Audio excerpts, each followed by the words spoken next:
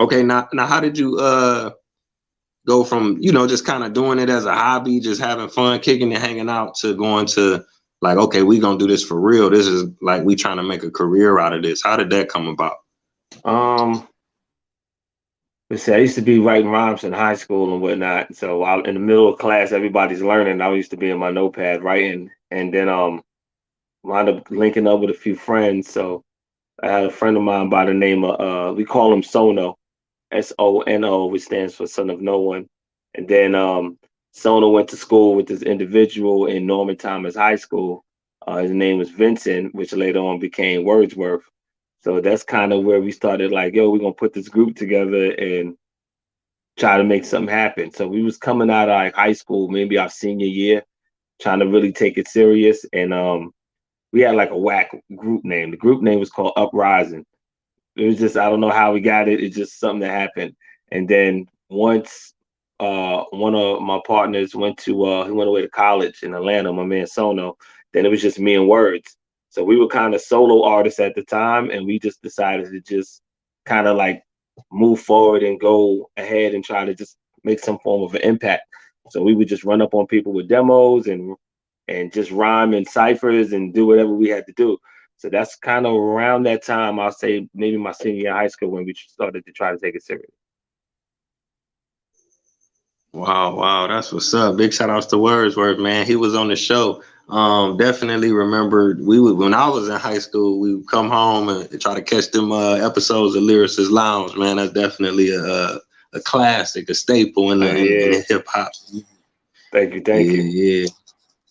Now, right, I was gonna say, now they had the soundtracks, and then y'all ended up getting on that. Now, was how far was that from, like y'all coming out of high school? Mhm. Your homeboy went to college. Was that like a great gap in between that, or was that soon after? What the Lyricist Lounge album? Yeah, yeah, because they had the show, and then they was coming with the. I guess it was like soundtracks, or what? It's not a soundtrack. So what happened was it was an album.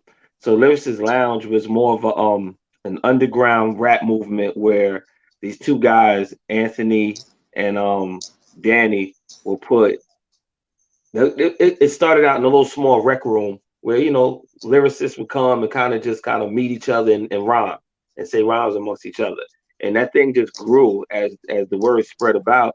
Then it started hitting stages in New York City at a spot called Wetlands, and that's when everybody started hearing about it. So everybody in the crowd was artists, rhyming, Wow.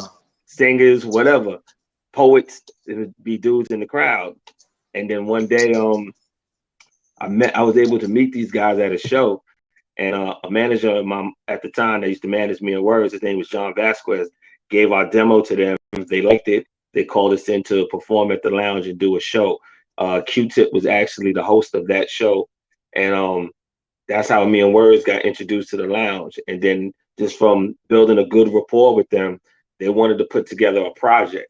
So they got a deal through Raucus, and they put out this double album, which was Lyricist Lounge Volume 1. And in the making of that album, me and Words did a song called The Cipher. But this one day we was all doing the last song on the album, which is more like a freestyle track with a bunch of rappers. Um, Words was in the lounge in the lounge area, and we was all freestyling, right? I guess this is what happens when you get a bunch of creatives together. Words was acting like the teacher, we all was acting like students. So it was like sort of like a call and response, but it was all improv freestyle off the head. Somebody was recording it and was like, yo, this would be a dope idea for a show. One thing led to another. They somehow got MTV to get on board and made a show of it. And we all wound up auditioning for the parts. Some people made it, some didn't. But that's how the whole Lyricist Lounge TV show and the album came about. It was just an album that we was doing for the underground cast to kind of get some light, and that led into a TV show. And then after the TV show came Lyricist Lounge Volume 2, where they kind of went a little different with it, where they kind of put like a major artist with an underground rapper, try to get some like exposure and stuff like that. Wow, man, I appreciate you breaking that down. That's live. So it actually was something that was actually going on in the city, and then they flipped it into a show. Yeah, so Lyricist Lounge, they still do. Lyricist Lounge is still around today. We just did the anniversary. Um, ooh, I want to say maybe back in May, sometime in Mm-hmm. New York City at the Apollo Theater. So we came out on stage with Talib Kweli, and we did Fortify Live. So it was a female rapper by the name of Jane Doe, myself, Words, Kweli. Most couldn't make it, but we still performed the record off the Black Star album called Twice in a Lifetime.